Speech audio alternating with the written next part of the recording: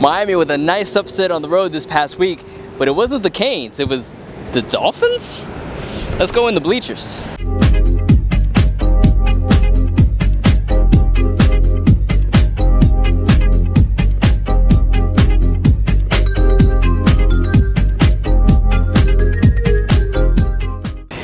Bleachers, presented by 247miami.tv. As always, I am your host, Daniel Spidey Rivera.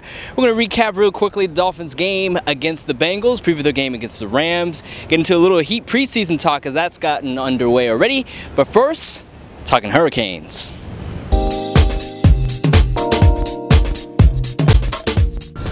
Well, the Miami Hurricanes didn't fare too well in Soldier Field against Notre Dame.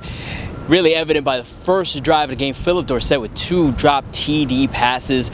Notre Dame will go on to score in the next 3 drives as they crush the Hurricanes 41-3. As we go a little bit deeper into the numbers. As you see, Stephen Morris had a pretty decent game. He was 18-35. Don't let the completion percentage fool you. Miami had 6 drop passes. Dorsett were 4 alone. Of course, you look at Everett Golson. Remember, he didn't start in the game. He sat out the first series because he was late to practice. He finishes with a good 186 yards. George Atkinson led the running charge with 123 yards. Sierra Wood, you don't see it on your screen, but he also rushed for over 118 yards. It was the first time in over a decade that Notre Dame had dual 100-yard rushers. And as you know, the Irish defense, one of the best in college football. They only allowed 285 yards of total offense. This coming against a Miami Hurricane team which averages over 330 passing yards alone. Surprisingly, there was no turnovers in the game by either team, but Notre Dame 2-to-1 ratio as far as time of possession, almost 40 minutes of possession they had on the offensive end thanks to their running game. But the good news is the Canes are still undefeated in the ACC, 3-0 as they head into the next matchup against the Tar Heels.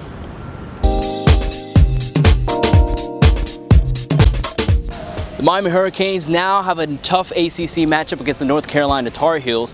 Tar Heels coming off an impressive victory against Virginia Tech, winning 48-34. They're 1-1 in the ACC themselves. Their lone loss coming against Wake Forest. Now, this is a high-powered offense. They're actually in the top third in total offense with well over 500 yards per game. As we go a little bit more into the numbers. So with Bryn Renner, the quarterback, is thrown for over 1,600 yards, 15 touches, and 4 picks. He's actually 18th in passing with over 307 yards per game. They got a good dual threat at running back with Giovanni Bernard, who's averaged over 9 yards per carry with his 475 yards and 5 touchdowns. AJ Blue has touched up 314 yards and 6 touchdowns themselves. Remember, this is an offense that's the top third with 586 or over 586 yards, but they have a pretty stout defense themselves. They've only given up around 17 points a game.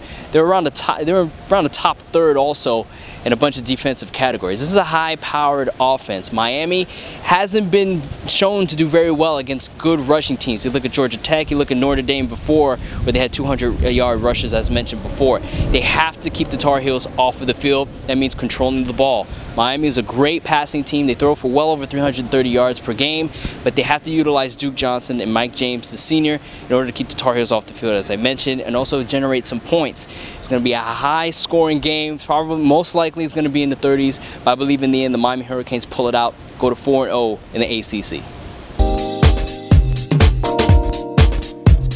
The 2 straight blown leads and tough overtime losses, the Miami Dolphins had an impressive victory in Cincinnati against the Bengals and are now 2-3. Rashard Jones sealed it off with an interception against Andy Dalton with 1:22 left. Taking a little bit another look at this game. As you see that Ryan Tannehill finished another solid game for him, 223 yards. He did lose a fumble, but his 92.3 rating was actually a career best for him, so he continues to improve every game. Not much in the running game, but it was productive. Reggie Bush and Daniel Thomas combined for 29 rushes, 77 yards, and 2 touches. It was all in the air for the Cincinnati Bengals, 234 yards, a touchdown for Dalton, but the defense doing it again, picked him off 2 times, and they sacked him 3 times. Really anything else that came out of this was AJ Green doing his thing, 9 receptions, 65 yards, and a touchdown. Dolphins defense giving up only 80 yards on the ground. That is 19 consecutive games that they have not allowed an 100-yard rusher. They hope to take that into this weekend as the St. Louis Rams come into town, Miami, with the #1 rush defense.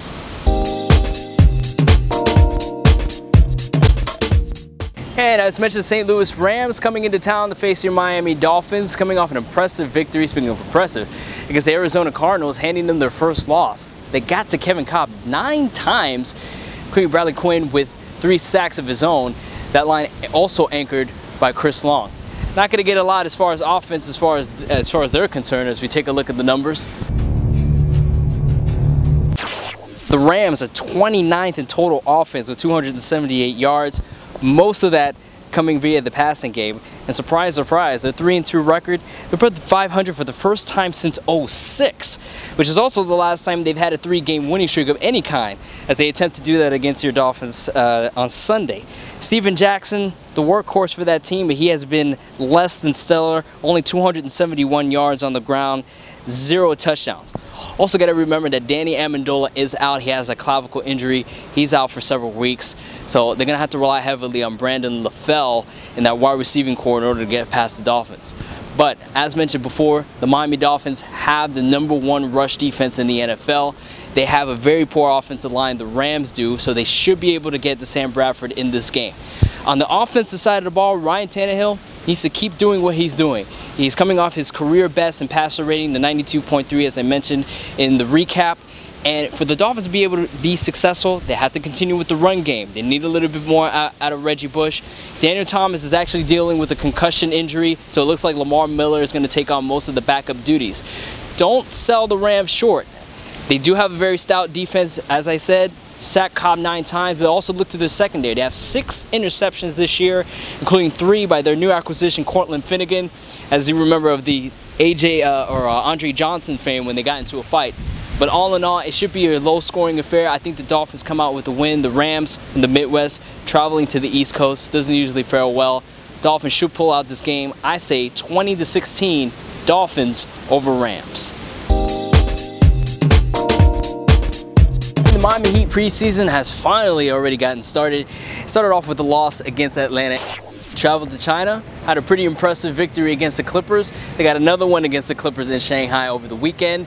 A couple of things I want to point out. LeBron James looking like he's already at midseason form in just 26 minutes, 20 points, 5 rebounds, 5 assists, already halfway to a triple-double.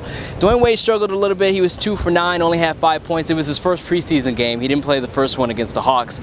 But my boy, Ray Allen, 4 of 8 3-point shooting, had 15 points. If he's going to be shooting like that, NBA, watch out. Miami Heat's coming for you. That's going to do it for this edition of In the Bleachers. I am Daniel Spidey Rivera. As always, In the Bleachers is presented by 247miami.tv. You can check out the Facebook page right here on your screen. Let me know what you think. Always appreciate your comments and your opinions. And until next time, guys, have a great weekend. Enjoy the games and always stay true, guys.